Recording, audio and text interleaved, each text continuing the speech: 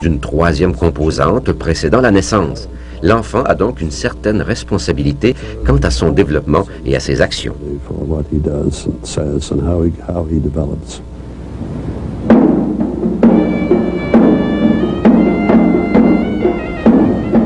Certains des meilleurs cas proviennent du Sri Lanka, dans l'océan Indien. Le bouddhisme est la religion principale et les gens croient en la réincarnation. Les chercheurs essaient d'obtenir des évidences non biaisées. Leur objectif est d'enregistrer les mémoires d'un enfant sur quelqu'un de mort avant que l'identité du mort ne soit connue.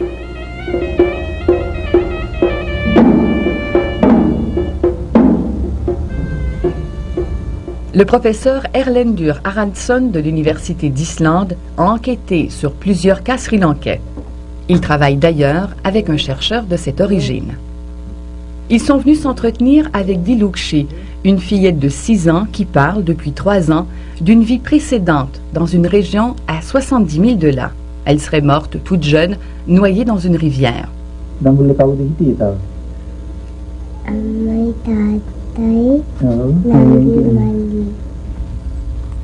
Dilukshi se souvient encore d'une autre famille au complet, parents, frères et sœurs. Un journal de Colombo a publié les mémoires de Dilukshi avant que l'on trouve la personnalité précédente. L'histoire a été lue par le père de la fillette morte, qui affirme que l'histoire de Dilukshi est similaire à la vie et à la mort de sa fille Shiromi. Les journalistes ont amené Dilukshi dans la maison de Shirumi, où elle a reconnu plusieurs personnes.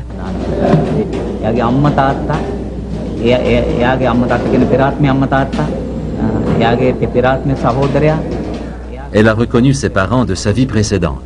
Elle connaissait son frère, sa sœur, sa tante et sa grand-mère. Elle a reconnu son ardoise. Elle a pris son crayon, ses livres de dessin, ses vêtements et son thermos. Elle a même identifié ses lunettes fumées.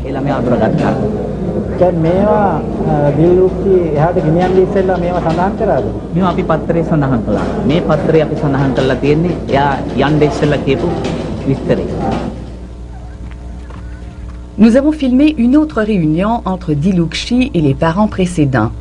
Avant que les journaux les réunissent, ces familles ne se connaissaient pas. Ils vivaient dans des régions distantes de l'île. Un manque d'aise existe encore entre eux. Dans une visite précédente, le père de Shiromi a donné à Dilukshi un sifflet en argent. La première fois que Dilukshi a vu la mère de Shiromi, elle a dit « Mère, je reviens enfin à la maison ».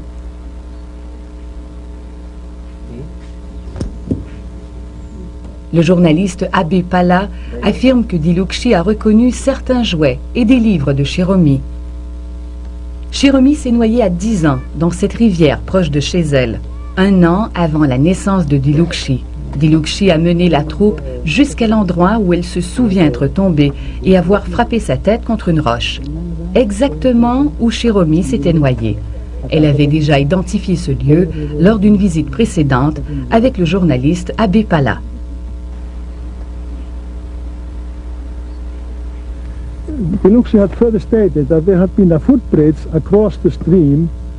Elle a affirmé qu'il y avait auparavant une passerelle sur la rivière et que son père avait une rizière proche de cette passerelle. Le père de Shiromi possède aujourd'hui ces rizières. Mais il y a bien eu une rizière ici et il y a bien eu une passerelle sur la rivière à cet endroit. Toutes ces affirmations collent très bien à la vie de Shiromi. Une partie de l'histoire de Dilukshi a été vérifiée pendant le tournage. Elle se souvenait d'un magasin proche de chez Shiromi, tenu par un adolescent appelé Tin Boy. La boutique la plus probable était fermée depuis des années. Le professeur Haraldsson, arrêté pour prendre des photos, se vit alors présenter à quelqu'un. So this is Tin Boy. This is Hinmale. Yes, we used to have the shop here. What did he sell in the shop? Une découverte pour le professeur. Tin Boy se souvenait de Shiromi. Elle venait parfois dans sa boutique.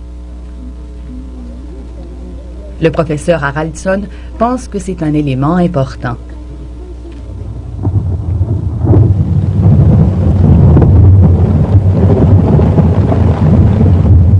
Un père accompagne sa fille de l'école à la maison pendant un orage sri-lankais.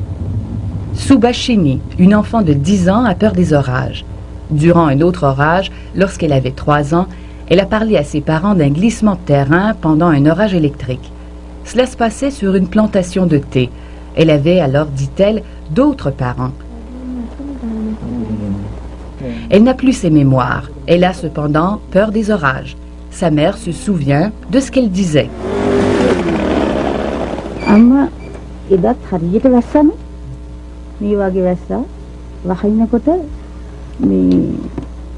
Elle dit « Mère, c'était un orage comme celui-ci. Un flanc de montagne s'est écroulé. Nous avons entendu un grondement sourd. Mère a crié « Va voir si la montagne s'écroule. »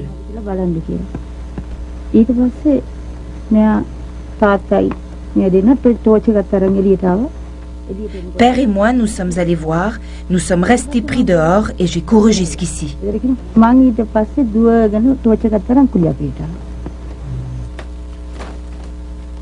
À 3 ans, Subhashini a montré à ses parents comment cueillir le thé.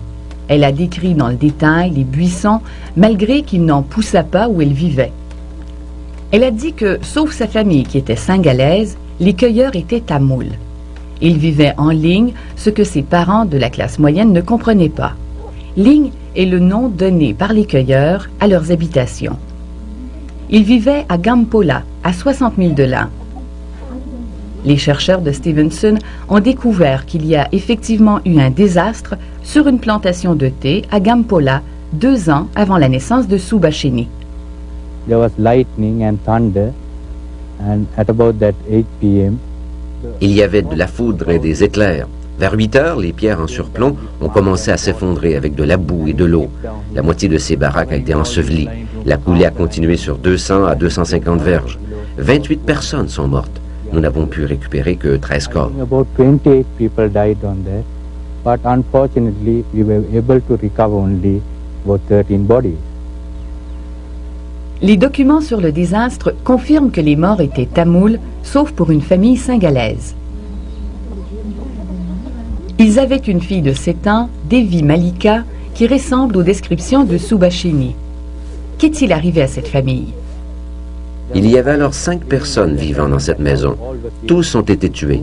Les 2 qui ont survécu étaient à l'extérieur ce jour-là. Le corps de Devi Malika n'a jamais été retrouvé.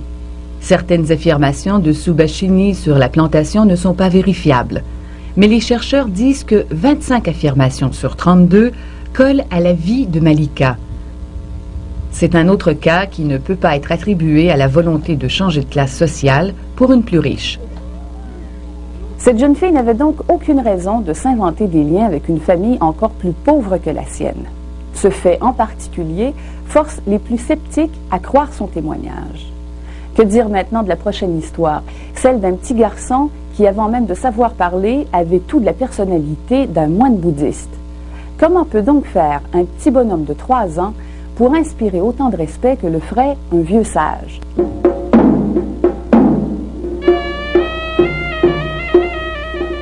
Le temple de la dent est un lieu saint bouddhiste dans la ville de Kandy.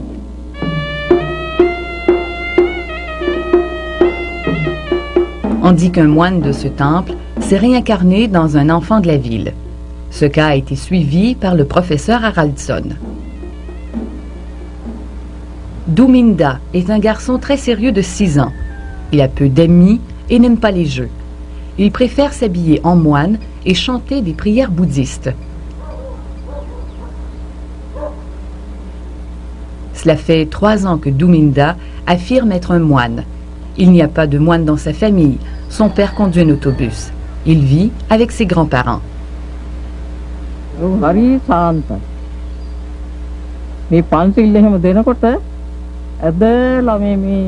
Il se réveillait de bonne heure, s'enroulait dans une serviette et sortait. Un jour, il a vu un prêtre prendre le bus. Il a crié « Regarde, les prêtres s'en vont. Moi aussi, je veux aller au temple d'Asgiriya. »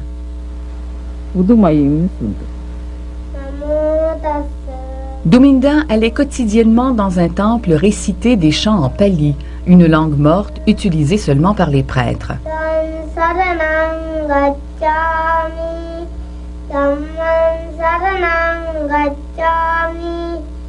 Sa grand-mère connaît ces textes, mais affirme ne lui avoir jamais appris. Elle dit même avoir appris un texte de l'enfant. Ce dernier dit que personne ne lui a appris ces textes.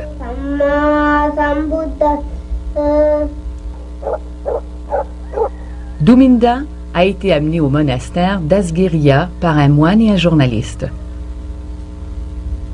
L'enfant semblait connaître les lieux. Il courut au temple de l'arbre de la Bodhi. Il montra où il vécut et décrivit sa mort d'une crise cardiaque. Le journaliste identifia un moine correspondant à la description, mais le professeur Haraldson n'était pas enthousiaste. Trop de choses n'étaient pas expliquées. Il se souvenait avoir eu un sac de monnaie, une voiture rouge et un éléphant. Les moines ayant fait vœu de pauvreté, cela minait sa crédibilité.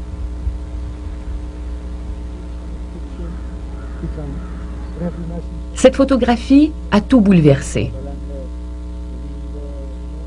Haraldson lui a montré. Il l'a pointé et a dit « C'est moi ». C'était l'ancien abbé du monastère d'Asgueria, Guanipana, mort en 1929. Haraldson a trouvé le portrait sur un mur du temple de la Dent. Soudainement, l'histoire de Dominda avait un sens. Dominda made claims of possessing things that you rarely find in the possession of monks. Dominda affirmait posséder certaines choses rarement possédées par les moines. Le sac de monnaie, par exemple. Seulement les abbés ont un sac de monnaie. Secondement, il a affirmé avoir une voiture. Nous avons appris que seulement 2 abbés avaient eu une voiture. 2 témoins pouvaient confirmer la couleur rouge de la voiture de l'abbé Gunpana. Claim to remember the color of Abbot Gunpana's car, and they stated it was red. He also claimed to have had an elephant. Il dit avoir eu un éléphant. Nous avons découvert que seulement 2 abbés avaient eu un éléphant. Gunpana a été l'un d'eux. Was the Abbot Gunpana.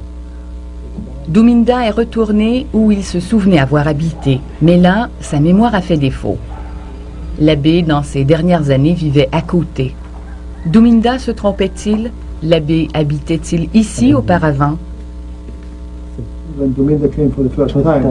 Quand Dominda est venu la première fois, il saluait les moines adultes, mais ne saluait pas les novices.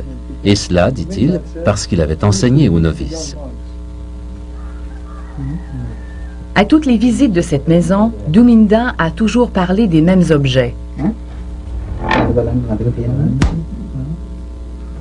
What did he keep in the cupboard?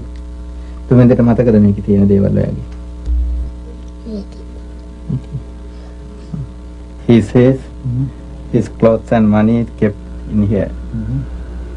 All right, shall we then go and see the rest of the house? Right. Yeah, Dominda first. There are 17 buildings. Dominda a identifié parmi 17 édifices l'édifice le plus proche d'où l'abbé vivait dans ces dernières années. Où vivait-il auparavant? Aucun moine n'est assez vieux pour le savoir. Where he lived before that, there is no monk old enough to remember. I don't think so. Would you please ask Dominda where we are going now? Quite have me and Dominda?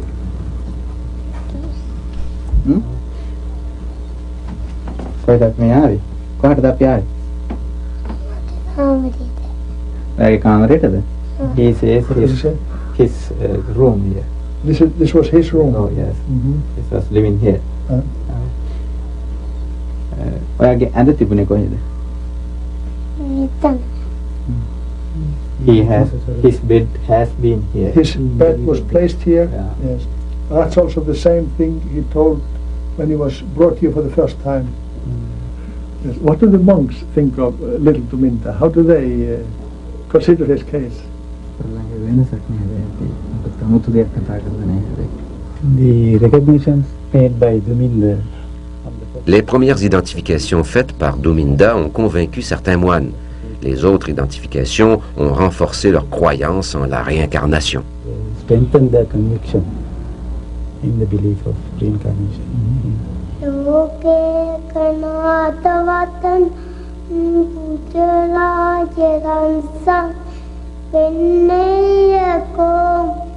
Le souhait de Douminda sera réalisé. Ses parents sont d'accord pour qu'il entre au monastère dans un an. Au temple, il a récité d'autres chants en pali, dans un qui n'était pas connu des moines.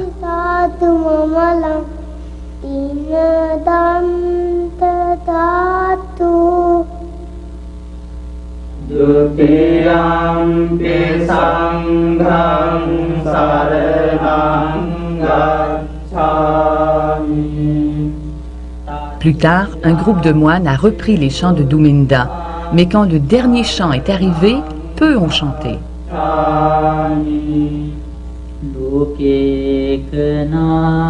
Seul le plus vieux moine a pu continuer, mais il a dû regarder dans un livre. Ce chant obscur est une louange à la dent de Bouddha, une relique. Pourquoi Douminda le connaissait-il et pas les moines? La grand-mère de Douminda affirme connaître le chant, mais ne pas lui avoir montré. L'abbé l'a certainement connu. Il était responsable de chanter dans le temple de la dent où on le chantait. Est-ce que Douminda a été Gwenepana dans une autre vie? Est-ce que cette histoire de moine avec un sac de monnaie, une voiture rouge et un éléphant est une preuve pour la réincarnation?